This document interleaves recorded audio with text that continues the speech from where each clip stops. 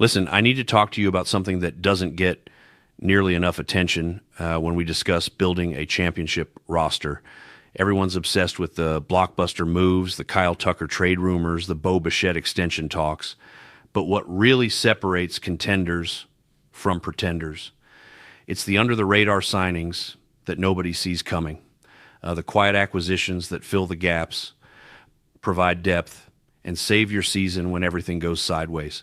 Today we're diving into 5 names that could completely change the trajectory of the Toronto Blue Jays in 2026.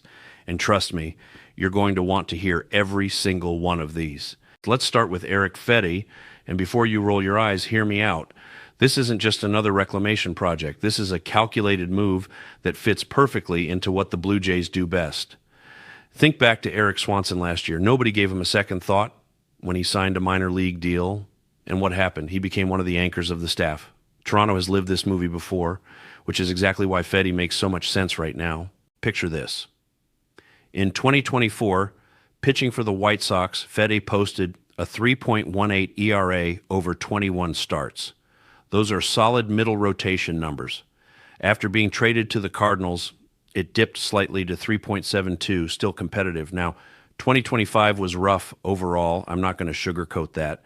But here's where it gets interesting. Look at his time with the Brewers. A 3.94 ERA as a reliever over 16 innings.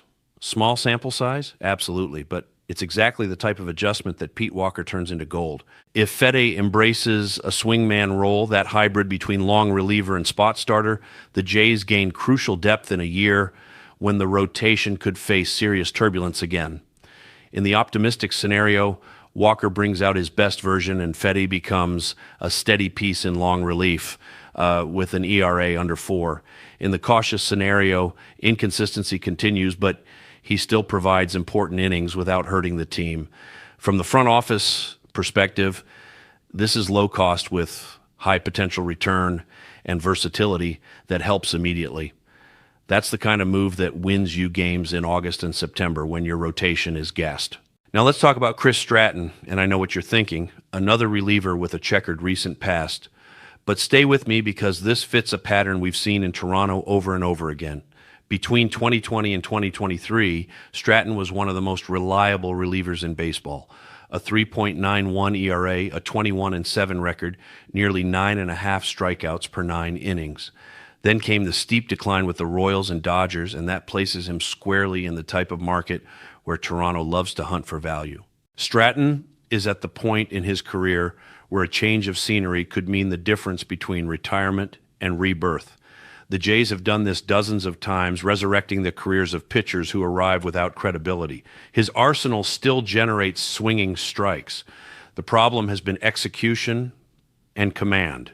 But with mechanical adjustments, there's real room for recovery. In the optimistic scenario, you're looking at an ERA under 4.3 as a middle reliever.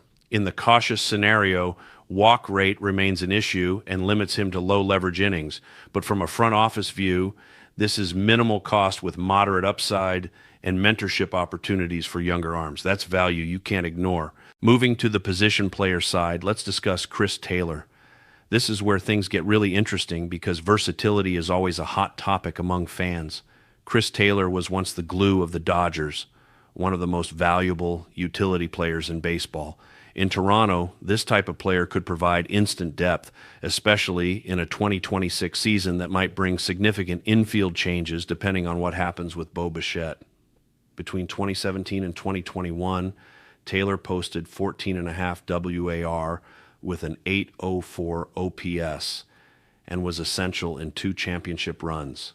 The last 2 years were brutal. Injuries, including a fractured hand, complete loss of rhythm at the plate. But Toronto offers something few teams can, a real opportunity for rebirth without immediate pressure. If Taylor accepts a minor league deal, he could be exactly the type of project that explodes during spring training. Think about the profile.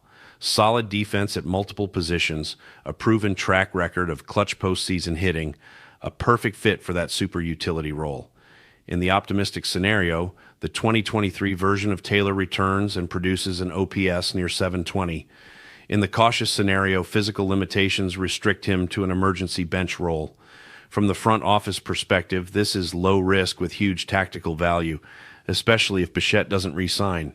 That kind of insurance is invaluable over a long season. Now we get to Carlos Santana, and I know some of you are already skeptical. But if there's a veteran who can still bring value to the lineup and the infield, it's him. Blue Jays fans know him well.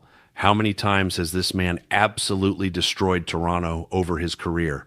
Now imagine the delicious irony of him wearing blue and white. The Jays like having a backup first baseman and designated hitter with power. Santana offers exactly that with bonuses. A Gold Glove in 2024, 335 career home runs, and a plate discipline profile that never really ages. Picture this scenario. Tight game, 8th inning, runner on second, Santana at the plate. He brings a calm that only comes from someone who's seen everything.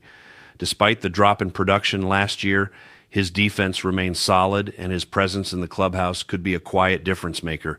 In the optimistic scenario, Santana becomes a quality depth bat and a mentor for younger players.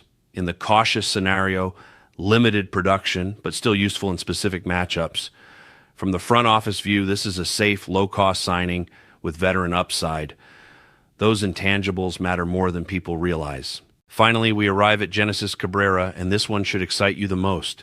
If Fetty is the potential hidden gem and Stratton is the rehab project, Cabrera is the returning familiar face who's already proven he works in a Blue Jays uniform.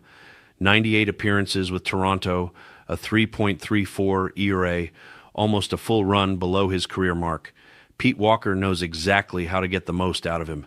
Bringing him back means regaining a reliable lefty specialist who's already integrated into the system. It's not glamorous. It's not going to make headlines. It's pure value.